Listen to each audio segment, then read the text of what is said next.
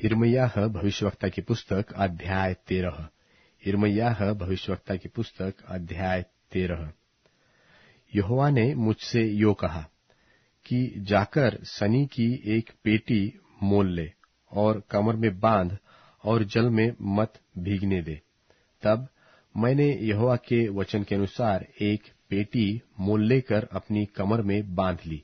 फिर यहोवा का यह वचन मेरे पास पहुंचा कि जो पेटी तूने मोल लेकर कटी में कस ली है, उसे परात के तीर पर ले जा और वहां उसको कड़ाड़े पर की एक दरार में छिपा दे। यहोवा की इस आज्ञा के अनुसार मैंने उसको परात के तीर पर ले जाकर छिपा दिया। बहुत दिनों के बाद यहोवा ने मुझसे कहा कि फिर परात के पास जा और जिस पेटी को मैंने तुझे वहां छिपाने की आज्ञा दी, उसे वहां से ले ले।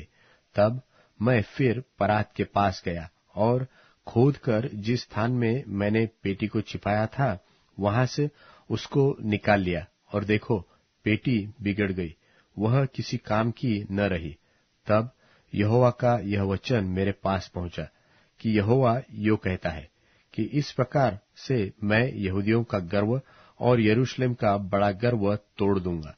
इस दुष्ट जाति के लोग जो मेरे वचन सुनने से इनकार करते हैं और अपने मन में हठ पर चलते हैं और दूसरे देवताओं के पीछे चलकर उनकी उपासना करते हैं और उनको दंडवत करते हैं, वे इस पेटी के समान होंगे जो किसी काम की नहीं रही।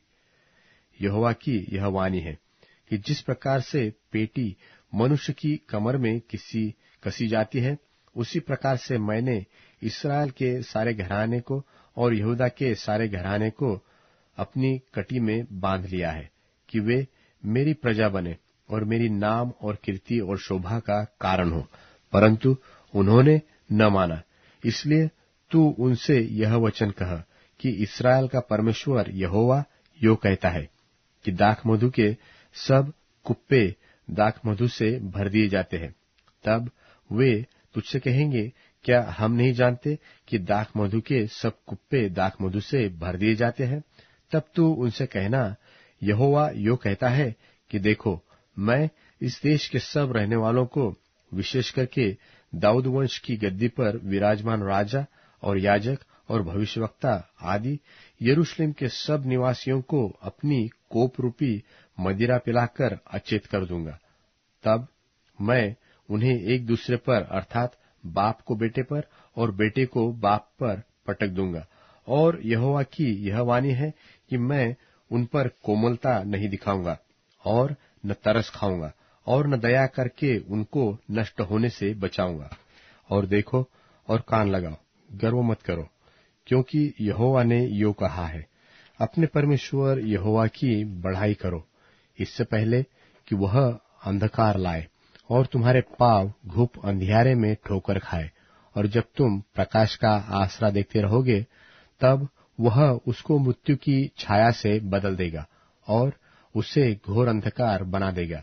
यदि तुम इसे न सुनो, तो मैं निराले स्थानों में तुम्हारे गर्व के कारण रोऊंगा और आंख से आंसुओं की धारा बहती रहेगी, क्योंकि यहोवा की भेड़ें हर ली गई है।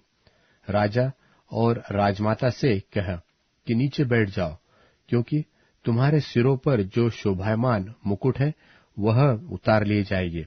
दक्षिण देश के नगर घेरे गए, कोई उन्हें बचा न सकेगा। यहूदी जाति सब बंदी हो गई, वह तो बिल्कुल बंधुआई में चली गई है।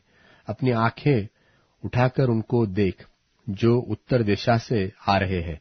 वह सुंदर झुंड कहाँ है जो तुझे सौंपा गया था, जब वह तेरे उन मित्रों को, जिन्हें तूने अपनी हानि करने की शिक्षा दी है, तेरे ऊपर प्रधान ठहराएगा? तब तू क्या कहेगी? क्या उस समय तुझे जच्चा की सी पीड़ाएं न होगी? और यदि तू अपने मन में सोचे कि मुझ पर ये बातें किस कारण आ पड़ी है, तो तेरा घाघरा जो उठाया गया है और तेरी एड़िया जो बरियाई से नंगी की गई है, इसका कारण तेरा बड़ा अधर्म है। क्या हबशी अपना चमड़ा व चीता अपने धब्बे बदल सकता है? यदि वे ऐसा कर सके, तो तू भी जो बुराई करना सीख गई है भलाई कर सकेगी। इस कारण मैं उनको ऐसा तितर बित्तर करूंगा जैसा भूसा जंगल के पवन से तितर बित्तर किया जाता है। यहोवा की यह वाणी है कि तेरा हिस्सा और मुझसे ठहराया हुआ तेरा भाग यही है, इसलिए कि तूने मुझे भूलकर झूठ पर भरोसा रखा है। इसलिए मैं भी तेरा घाघरा तेरे मुंह तक उठाऊंगा, तब तेरी लाज उतर जाएगी। व्यभिचार और चोचला और छिनालपन आदि तेरे घिनौने काम जो तूने मैदान और टीलों पर किए हैं, वे सब मैंने देखे हैं। हे यरूशलेम, तुझ पर हाय, तू अपने आप को कब तक शुद्ध न करेगी और कितने दिन तक तू बनी रहेगी?